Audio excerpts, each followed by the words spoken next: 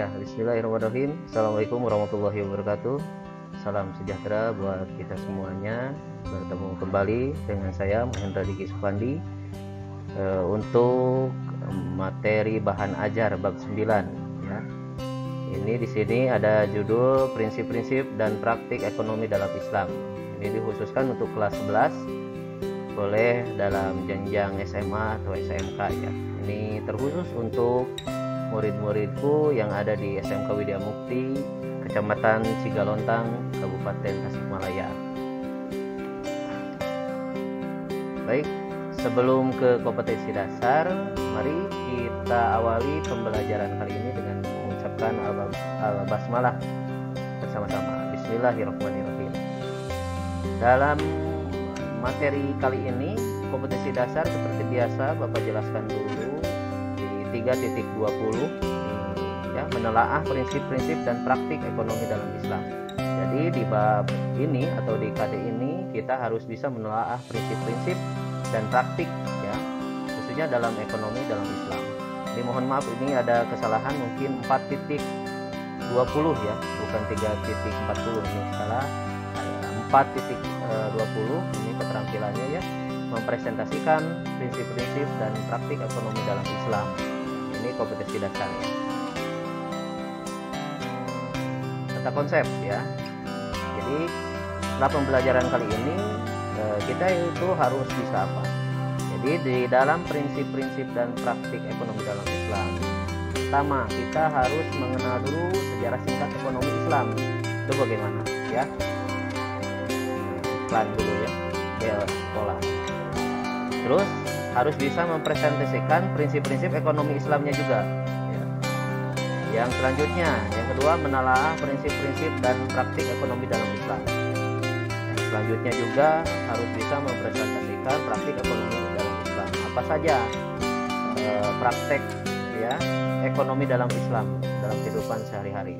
Ini berkaitan tentang hidup bermuamalah ya, jual beli ya, yang sesuai prinsip-prinsip dalam Islam.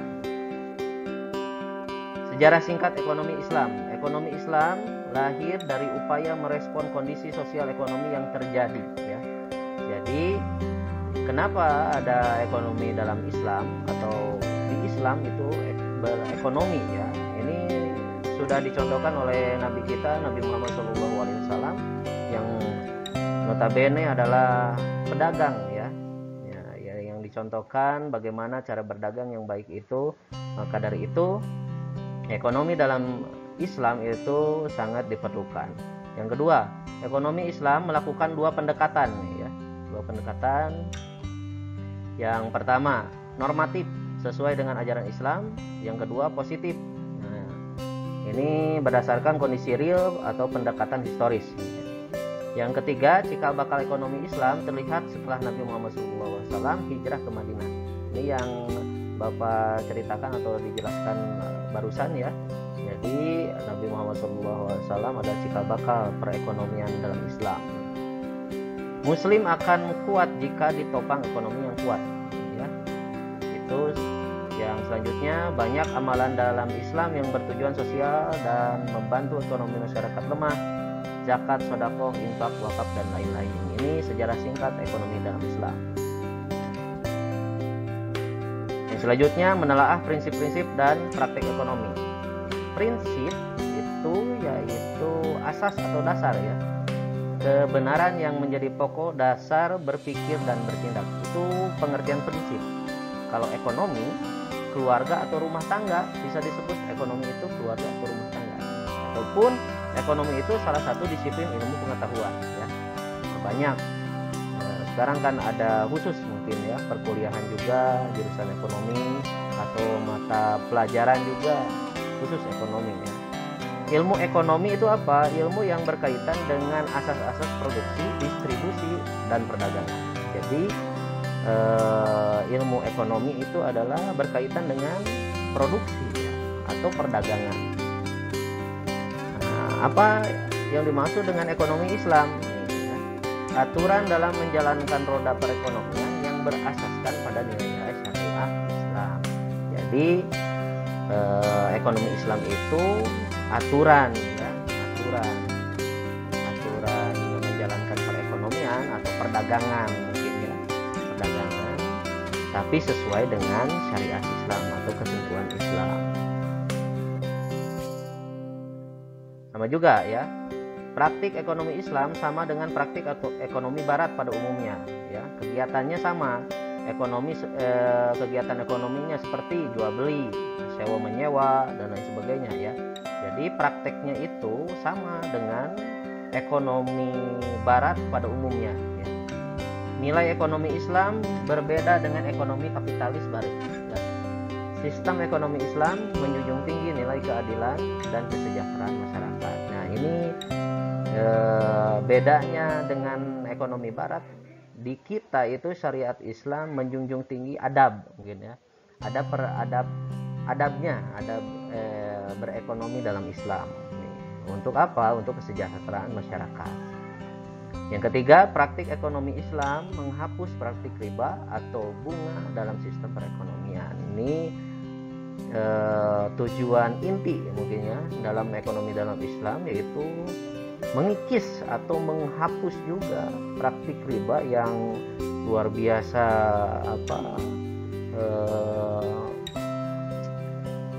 di masyarakat ya, di masyarakat. Nah, menjadi kebiasaan mungkin masyarakat kita sekarang, praktik riba itu menjadi kebiasaan, padahal di agama Islam itu tidak boleh riba itu ya. Nah, prinsip dan praktik ekonomi dalam Islam sama ya. Harus gimana ya? Hendaknya dilakukan dengan cara yang baik. Hendaklah kegiatan ekonomi teradministrasi dengan tertib, dilakukan dengan terencana dan profesional, yaitu dengan cara yang pertama, mengutamakan faktor keahlian dalam mengelola ekonomi, dilakukan dengan penuh amanah, dilakukan dengan penuh tanggung jawab, dan terakhir dilakukan dengan adil. Ini prinsip ya ekonomi dalam Islam. Tujuannya ya, kenapa ada prinsip dan ekonomi dalam Islam harus mempunyai prinsip dalam praktiknya. Tujuannya supaya apa? Agar manusia dapat melakukan kegiatan ekonomi secara Islami yang berkeadilan. Yang kedua, agar manusia dapat mencapai kesejahteraan di dunia dan di akhirat. Yang ketiga, agar manusia dapat saling memberikan manfaat. Ini ya yang paling inti kepada manusia yang lain, bukan mempunyai asas ingin menang sendiri, ingin untung sendiri. Biasa jiwa pedagang itu ingin untung, tapi dalam syariat Islam itu harus pada atau sama-sama untung. Yang terakhir, agar manusia dapat melakukan kegiatan ekonomi yang dapat menyelamatkan keyakinan agama atau ad-din, jiwanya, an-nafs, akal, al-aql, keturunan, nasab, dan harta mal ya. Macam-macam prinsip ekonomi dalam Islam. Segala sumber daya termasuk ekonomi merupakan pemberian Allah Subhanahu wa taala kepada manusia. Ini fitrah ya. Fitrah, apapun yang ada di dunia itu diberikan gratis untuk manusia. Pun demikian dengan ekonomi ya. Sumber dayanya juga. Yang kedua, kegiatan ekonomi Islam dilakukan untuk memperoleh laba dunia akhirat. Nah ini ya. Kalau praktek ekonomi Barat untuk dunia saja, tetapi kalau ekonomi Islam itu memperoleh laba atau keuntungan dunia akhirat ya. Jadi dunianya dapat, akhiratnya apa? Bukan keuntungan secara material ya, tapi imaterial, mungkin keimanan. Nah ini. Yang ketiga, ajaran Islam mengakui kepemilikan ekonomi secara pribadi nih. Jadi kita harus bangga sebagai umat Islam. Ekonominya ada fikih muamalah nih ya. Fikih muamalah, fikih yang mempelajari tata cara jual beli nih. Kita harus bangga dan harus juga dilakukan dalam kehidupan sehari-hari. Yang selanjutnya, kekuatan penggerakan ekonomi Islam adalah kerjasama. Ini ya. Yang terakhir, ekonomi Islam menolak sistem monopoli. Ini yang terakhir ya. Itu macam-macamnya.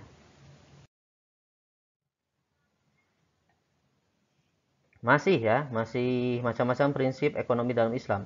Ekonomi Islam menjamin kepemilikan untuk kepentingan orang, ya. Ekonomi Islam mendorong pemiliknya untuk bertanggung jawab di akhirat. Nah, ini. Jadi sama-sama bertanggung jawab nih antara kalau jual beli ya, antara penjual dan pembeli diberikan tanggung jawab dunia akhirat nih. Zakat wajib dikeluarkan oleh pemilik ekonomi setelah mencapai nisab, ya. Yang terakhir, ekonomi Islam menolak riba dalam bentuk apapun. Apapun, ya. Mau perjanjian, tapi kalau ada seluk-beluknya tentang riba itu Islam menolak, ya, di ekonomi Islam. Prinsip asal ekonomi, ya. Yang pertama, halal karena pekerjaannya halal. Rezeki yang tidak halal akan berdampak pada pelakunya. Di antara dampak tersebut ialah mendorong manusia berbuat maksiat. Ya, pasti rezeki yang tidak halal pasti mendorong manusia berbuat maksiat. Yang kedua, mendatangkan azab, ya. Yang ketiga, tidak dikabulkannya doa. Ini ya, tidak terkabulnya doa ini.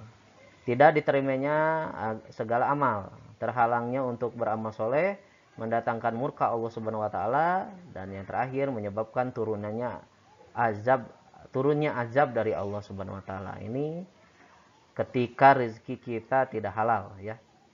Yang kedua, halal karena proses memperoleh rezeki, ya. Ini karena prosesnya mungkin. Apa saja rezeki yang Allah berikan kepada manusia akan menjadi sumber kekuatan pada jiwa raga. Apabila ketika rezeki kita halal. Nah, jadi kalau istilah Sunda nama bakal jadi darah daging gitu lah, ya. Yang kedua, raga dan jiwa yang diisi dengan harta tidak halal akan membahayakan pelakunya dan kelak akan dimintai pertanggungjawabannya di akhirat. Itu masih kalau rezekinya tidak halal, ya. Ini mungkin dalam mengimplementasikan prinsip-prinsip ekonomi Islam, ya. Jadi ada rezeki halal dan tidak halal, ya. Jadi harus dibaca ketentuan-ketentuan tentang bermuamalah mungkin, ya. Nah, ini mungkin mempresentasikan prinsip ekonomi untuk memperoleh keuntungan dunia akhirat itu gimana. Yang pertama, harta yang diraih dengan jalan baik dan halal akan mendatangkan kebahagiaan di dunia di akhirat. Jadi apapun yang kita dapatkan ketika mendapatkannya secara baik dan halal itu juga akan berdampak dengan kehidupan kita atau kebahagiaan kita di dunia maupun di akhirat, ya. Yang kedua, ciri rezeki yang halal dan baik setelah memperolehnya akan mendorong pelakunya untuk taat kepada Allah. Nah, ini. Jadi kebanyakan ketika mendapatkan rezeki yang halal dan baik itu akan mendapatkan timbal balik kepada diri kita juga, ya. Misal, ketika kita mendapatkan rezeki yang halal dan baik, insya Allah akan mendorong kita atau jiwa kita untuk mengeluarkannya lagi, alias untuk zakat, infak, sedekah, ya. Itu yang kedua. Yang ketiga, ekonomi yang bersumber dari yang tidak jelas halal haramnya akan menjadikan pemiliknya lupa kepada Allah, karena harta itu ujian dari Allah. Nah, ini kebanyakan di diri kita atau di antara kita ini harus atau banyak yang diberi rizki tetapi lupa akan rizki itu berasal dari siapa atau pemberian dari siapa, ya. Ini terlena mungkin. Nah, itu kalau dalam lagu, ya, judul lagu terlena. Nah, itu ini lagu Ikke Nurjana, ya, terlena, ya. Kalau lagu Rhoma Irama terlalu, ya. Ini biasanya ketika mendapat rezeki yang dadakan, kita itu suka lupa, ya, lupa dari mana asalnya, padahal asalnya dari Allah Subhanahu wa taala. Nah, sama, ya, ini untuk pribadi nih. Prinsip kepemilikan ekonomi secara pribadi. Setiap pribadi berhak untuk bekerja secara halal dan berhak memiliki hasil kerja secara pribadi, ya. Yang kedua, kepemilikan hasil kerja dan usaha merupakan bagian dari hak asasi manusia sehingga dilindungi oleh hukum, baik hukum positif maupun hukum agama, ya. Setiap harta yang telah dimiliki secara pribadi masih terdapat hak orang lain. Nah, ini. Ya, intinya ini untuk pribadi. Jadi setiap harta yang kita dapatkan itu ada hak untuk orang lain. Contohnya kaum duafa atau fakir dan miskin, ya. Ya, makna terima kasih nih, makna terima kasih yang harus kalian ketahui. Ketika mendapatkan rezeki itu kita selalu berterima kasih. Padahal maknanya terima kasih itu ketika diterima, langkah selanjutnya apa? Kasih, gitu kan? Kasihkan kepada yang membutuhkan. Itu yang seharusnya dipahami oleh kita semua, ya. Jadi apapun yang diberikan oleh Allah Subhanahu wa taala kepada kita, terima. Nah, sebagian dikasihkan. Makanya ada ungkapan berterima kasih, ya.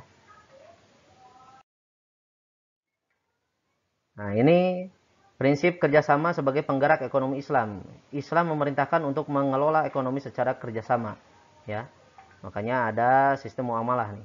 Kerjasama ekonomi Islam, syirkoh, perbankan, asuransi, dan lain-lain. Ini mungkin dibahas di materi selanjutnya atau mungkin singkat lah tentang syirkoh, perbankan, asuransi.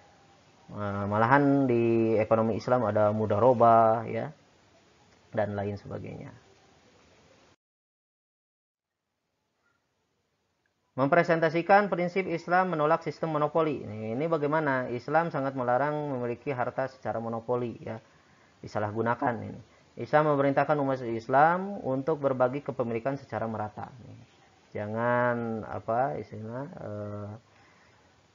mau menang sendiri, ya, mau menang sendiri. Sistem monopoli, sistem ini sistem monopoli itu apa? Sistem menguasai secara keseluruhan sumber dan jenis harta serta menimbunnya nih. Ya, tidak boleh, ya, seperti ini. Mempresentasikan prinsip Islam menolak sistem riba nih. Bagaimana? Islam konsisten menolak sistem riba, ya. Tidak boleh. Riba itu apa? Riba itu suatu sistem, ya, dalam Islam yang ditolak oleh Islam itu sendiri. Riba ini kalau dalam harta itu kelebihan, ya, kelebihan. Jadi jangan sampai harta kita dihinggapi oleh riba, ya. Jangan mau menang sendiri atau jangan mau mendapatkan keuntungan yang lebih. Ini riba nih. Untung boleh, tetapi jangan lebih. Ini disebut riba nih. Riba dalam bahasa ini tambahan, ya. Tadi sudah jelaskan, ya. Jadi tambahan. Riba adanya tambahan harta atau nilai dalam sebuah transaksi, ya, atau sebuah transaksi. Jadi adanya harta tambahan, ya. Allah melarang sistem riba. Ini ada di Al-Quran Al-Baqarah ayat 278 sampai 279, ya. Dan Nabi pun melarang sistem riba. Ini ada di hadis riwayat Muslim nih. Riba mengandung unsur kerusakan dan akan memiskinkan yang miskin, ya. Ini sudah miskin lagi. Ini gimana ya menjelaskannya? Jadi kita itu tergolong miskin nih. Ketika kita melaksanakan praktik riba, ingin untung lebih, ya, melebihi batas kewajarannya, ini akan memiskinkan yang miskin, ya. Udah miskin pisan namun cek Sunda nama gitu. Riba telah terbagi menjadi pertama riba fadl, ya. Yang kedua nasi'ah, qardi, dan yad. Nah, ini hikmah larangan riba. Ketika kita menghindari riba, ya. Yang pertama membebaskan penindasan ekonomi seseorang, ya. Yang kedua membebaskan sifat malas umat Islam. Yang ketiga memutuskan menghindari kerusakan individu dan masyarakat di bidang ekonomi.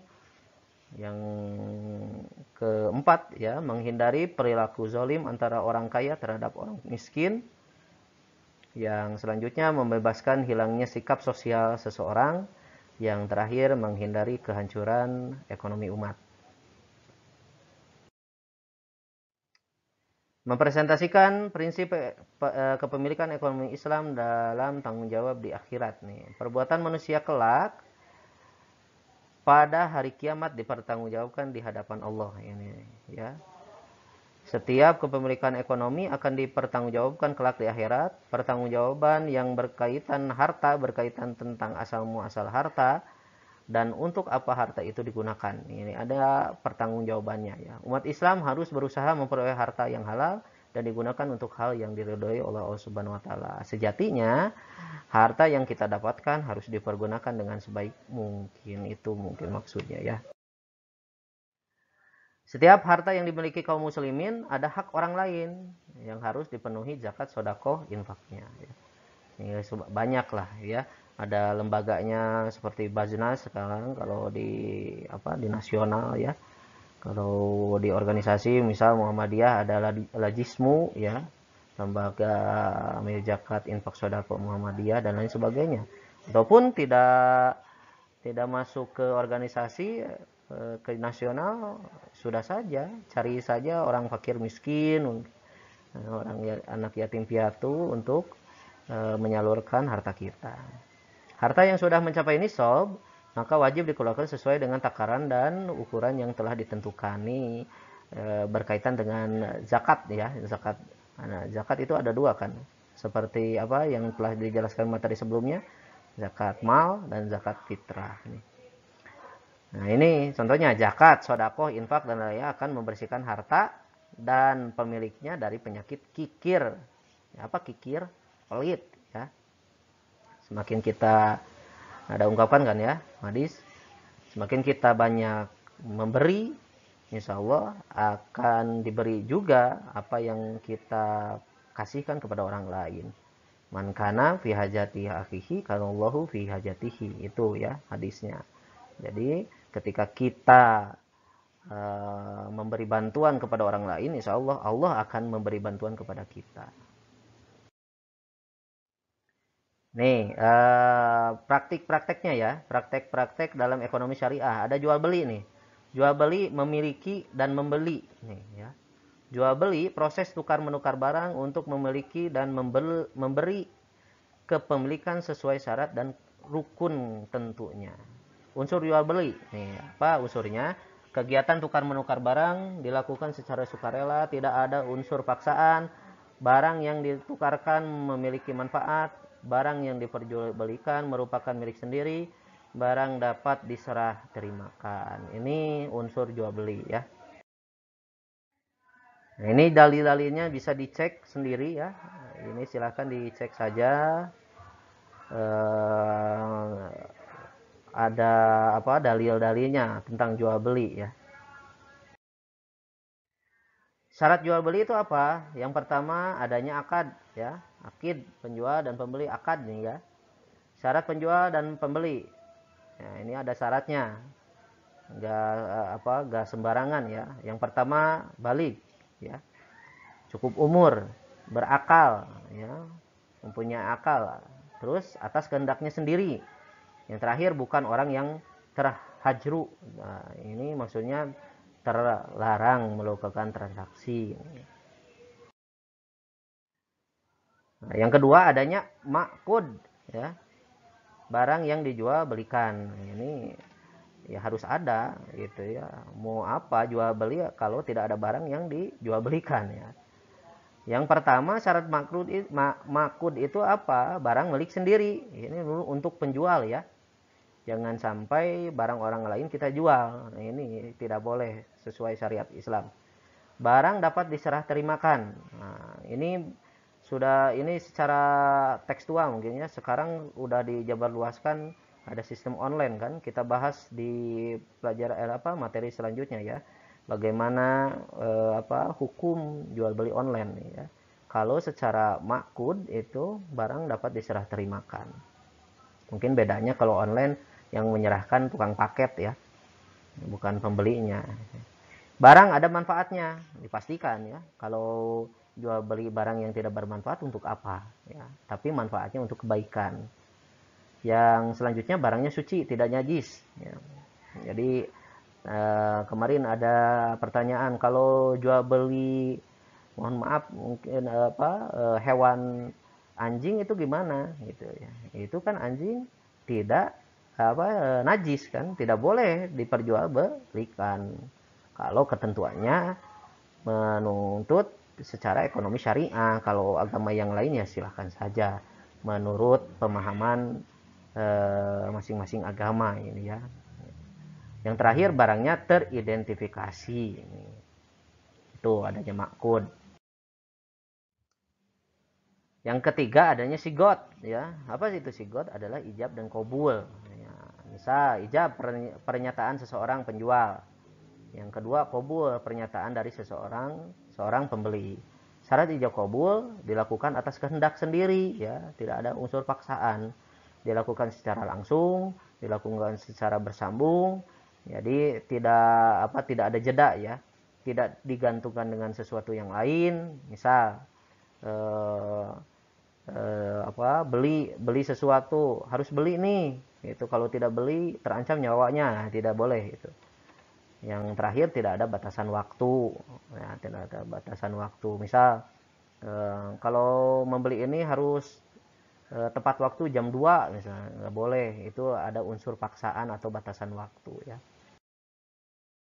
Macam-macam model jual beli ini ya. Berdasarkan kehalalannya dibagi menjadi 2. Yang pertama jual beli dengan barang yang halal. Yang kedua jual beli dengan proses yang benar, sukarela, kontan, setara dalam nilai. Hikmah jual beli. Apa hikmahnya? Dalam jual beli dapat memenuhi kebutuhan. Apapun yang kita jual atau yang kita beli itu akan berdampak kepada kebutuhan kita. Yang kedua dapat membuka peluang pekerjaan. Ini ya. Jadi kita harus berbangga sebagai umat Islam yang dari A sampai Z itu sudah dicontohkan oleh Rasul kita, gitu ya. Kita lihat ya, contoh-contohnya, ya contohnya apa? Kita harus bersyukur terhadap Islam. Tentunya Nabi Muhammad SAW sebagai Rasul kita. Jadi kita bisa meniru apapun yang dilakukan dan diucapkan oleh Rasul kita. Contohnya yang paling konkret yaitu pekerjaannya, yaitu berdagang gitu. Kalau kita termasuk sebagai umat Nabi Yusuf kan repot ya, kita akan gontok-gontokan menjadi pemimpin semua gitu ya, padahal jadi pemimpin pribadi juga bisa kan, tidak menjadi pemimpin negara.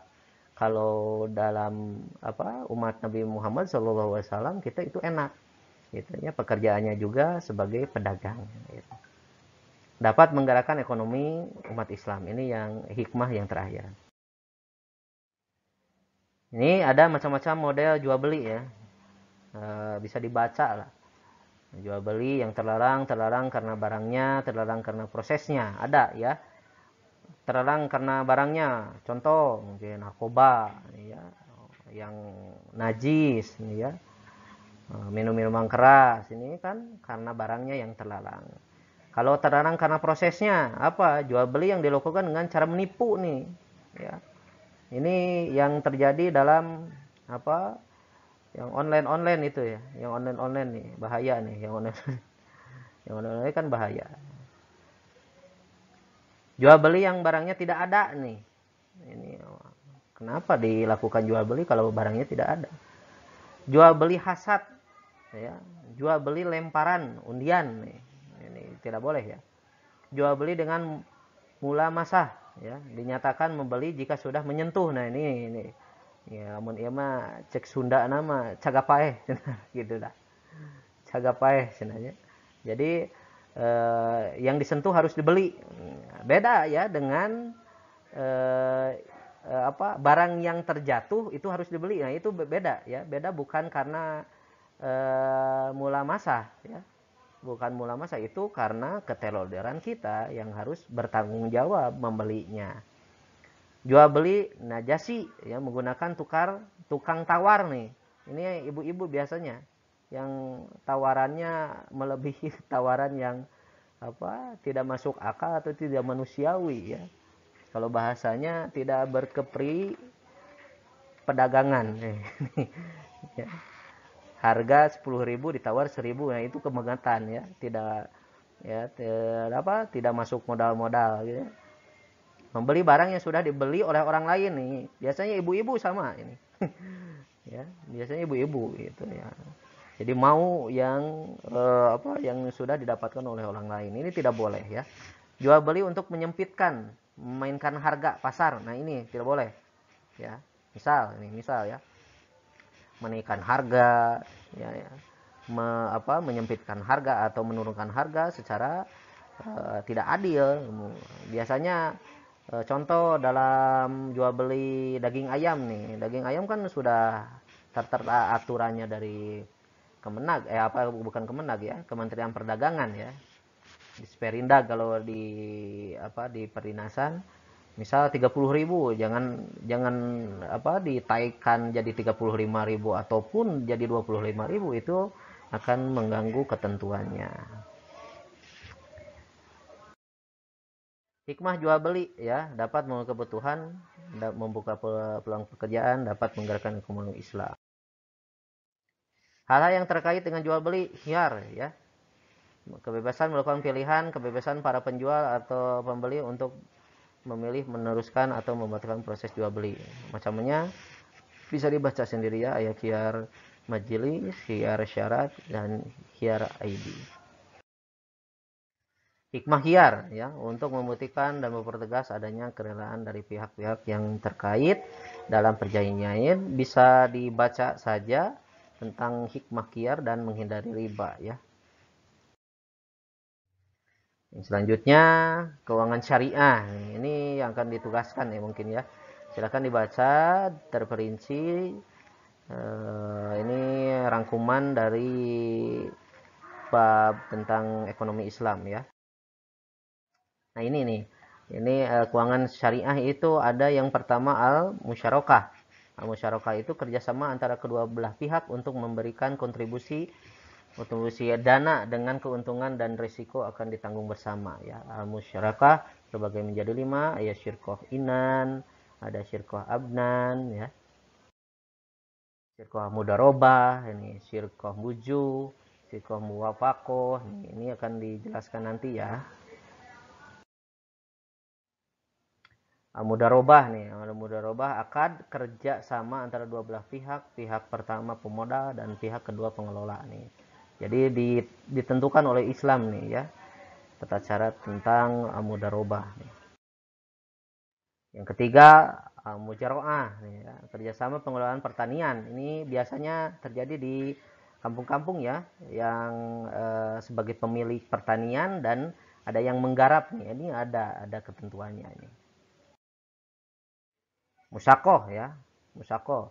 Bentuk yang lebih sederhana dari mujaroah ya, di mana si penggarap hanya bertanggung jawab atas penyiraman dan pemeliharaan, sebagai imbalan si penggarap berhak atas sebagian tertentu dari hasil panen. Nah ini ya, yang terakhir, hikmah prinsip dan praktik ekonomi itu apa? Setelah kita mempelajari prinsip praktik ekonomi ini, insya Allah yang pertama memperoleh pahala dan dicintai oleh Allah Subhanahu Wa Taala. Yang kedua, menambah dan mendatangkan keberkahan hidup. Yang ketiga, mengangkat ekonomi umat Islam menjadi umat yang kuat. Yang keempat, mewujudkan pola hidup masyarakat yang rukun dan damai. Yang selanjutnya, terhindar dari praktik riba, terhindar dari praktik dagang atau ekonomi yang mengandung garar ya, atau penipuan. Yang terakhir, dapat mewujudkan kesejahteraan umum. Nah, baiklah, ini tentang pembahasan prinsip-prinsip dan praktik-praktik ekonomi Islam. Mudah-mudahan bermanfaat. Selanjutnya sekian dulu dalam pembahasan kali ini. Mudah-mudahan kita dapat hikmah dan manfaat dalam pembelajaran kali ini. Kita akhiri dengan bacaan Alhamdulillahirobbilalamin. Sekian dari Bapak. Assalamualaikum warahmatullahi wabarakatuh.